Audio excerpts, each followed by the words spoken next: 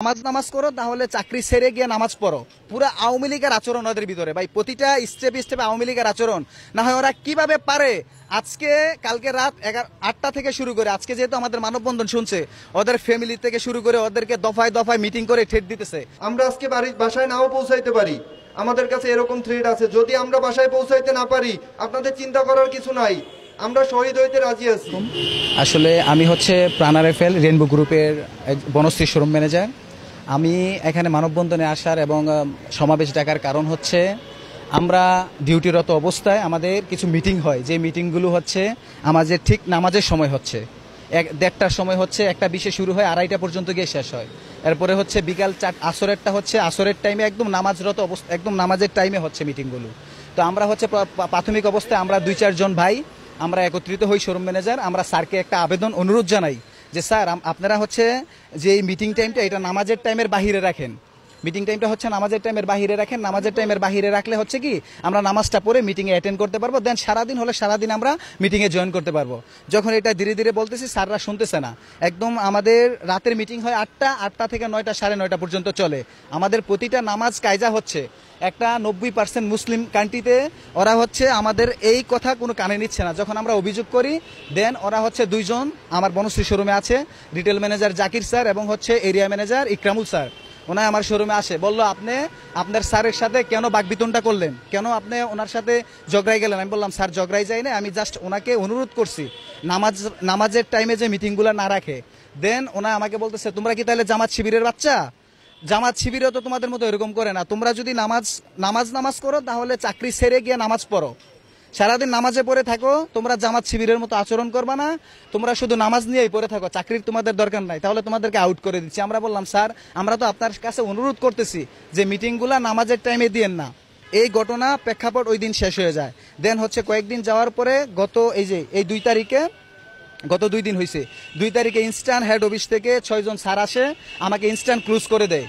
আমি হচ্ছে ওনার কাছ থেকে কারণ জানতে চাই যে স্যার আমাদের শ্রম আইনে আছে অন্তত আমাদেরকে 1 মাস আগে নোটিশ দিতে হবে, আপনারা আমাকে নোটিশ দেন নাই, দিছেন? কয় না, আপনারা আমাকে মেল দেন নাই, কল দেন নাই, মেসেজ দেন নাই, কেন আমাকে ক্লোজ করবেন? তো এখন আমি তো জানি আমাকে কেন ক্লোজ করা হয়েছে।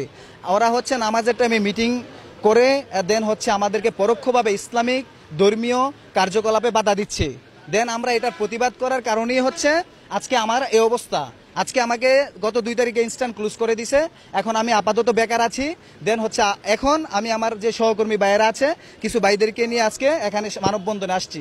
দেন আমাদের সারা বাংলাদেশ থেকে 500 আউট অন্য কোম্পানি, আদার্স কোম্পানি, দেন আমাদের প্রাণার এফএল রেনবো গ্রুপের ভাইরা আসার কথা ছিল, আসতে পারে নাই। ওনাদেরকে আওয়ামী লীগের স্বৈরাচার এবং ছাত্রলীগের মতো সেই ঠেট দেওয়া হয়েছে। যেমন ছাত্রলীগেরা ব্রিজে প্রতিটা ডাকার মুখে মুখে যে ওরা হচ্ছে একটা টিম বসাইতো, দেখতো যে ইসলামিক লোকজন ঢুকতেছে কিনা ভিতরে, বা ওরা হচ্ছে অস্ত্র সহ এভাবে।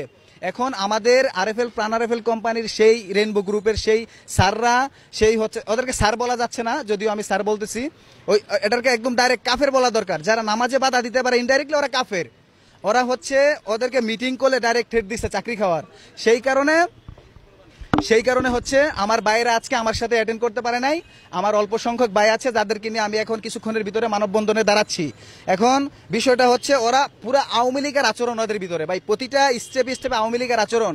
না হয় ওরা কিভাবে পারে আজকে কালকে রাত 8টা থেকে শুরু করে আজকে যেহেতু আমাদের মানববন্ধন শুনছে, ওদের ফ্যামিলি থেকে শুরু করে ওদেরকে দফায় দফায় মিটিং করে ঠেট দিতেছে, যে তোর চাকরি চলে যাবে, তোকে 10 লক্ষ টাকা আমরা হচ্ছে ড্যামারেজ দেবো। কিভাবে? আমাদের কিছু ক্রেডিট থাকে শোরুমের ভিতরে, ডিলার ক্রেডিট থাকে, সেই ডিলার ক্রেডিটগুলো ওই ম্যানেজারের উপরে শর্ট দিবে, দেন ওকে 10 লক্ষ টাকা শর্ট দিয়ে চাকরি থেকে বের করবে। এটা হচ্ছে ওদের প্ল্যানিং। যেমন গত 2 তারিখে আমাকে তো বের করে দিছে, আমাকে ইনস্ট্যান্ট ক্লোজ করে দিছে।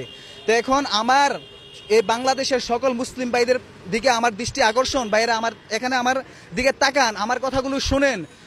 যেই দেশে 90% মুসলিম, সেই দেশে যদি আমি নামাজ পড়ার জন্য প্রতিবাদ করতে যাই, ওরা নামাজ চলাকালীন মিটিং করে, সেই মিটিং বন্ধ করার জন্য নামাজ পড়তে আমি স্বাধীনতা চাইছি চাকরিরত অবস্থায়, যে আমার নামাজ পড়ার স্বাধীনতা দেন, তারা দেয় নাই, বরঞ্চ আমাকে ক্লোজ করে দেওয়া হয়েছে। 90% বেশি মুসলিম দেশে যদি নামাজে বাধা দেয়, তারপরেও যদি আমরা চুপ থাকি, আমরা কারা আর যারা বাধা দিচ্ছে তারা কারা?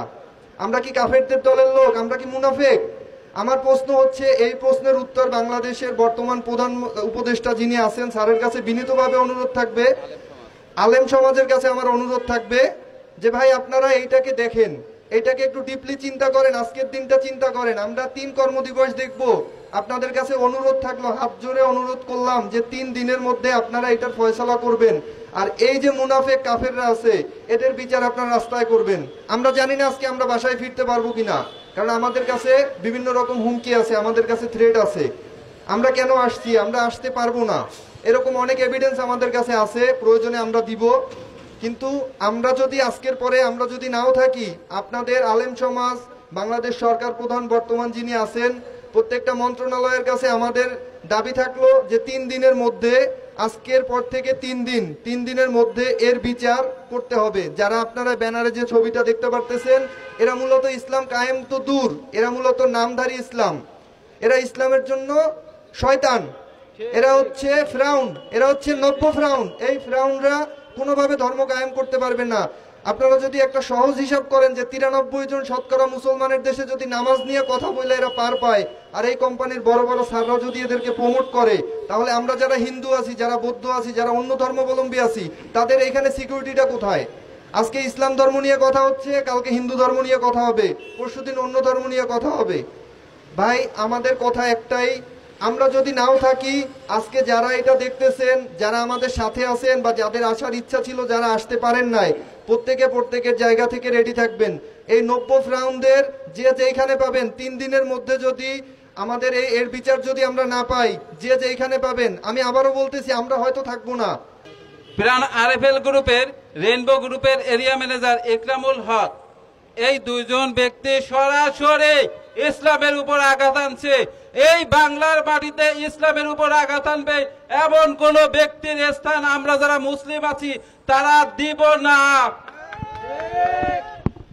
এই দেশের 90% মানুষ মুসলমান, সেই দেশে কি করে, কিভাবে সম্ভব হয় ইসলামের উপর আঘাত আনার? এই কোম্পানিগুলো, এই স্বৈরাচারগুলো বারবার ফিরে আসতেছে। তারা কিভাবে ফিরে আসতেছে? এখন ফিরে আসছে তারা আরএফএল হিসেবে, এখন ফিরে আসছে তারা রেইনবো হিসেবে, এখন ফিরে আসছে তারা জাকির, এখন ফিরে আসছে তারা ইকরামুল নামে। নো নো নো, এই সব লোকদের আমরা অপশন দিব না। এই বাংলার মাটিতে এই সব স্বৈরাচার, এই সব ইসলাম বিদ্বেষীদের আমরা সেকেন্ড টাইম অবস্থা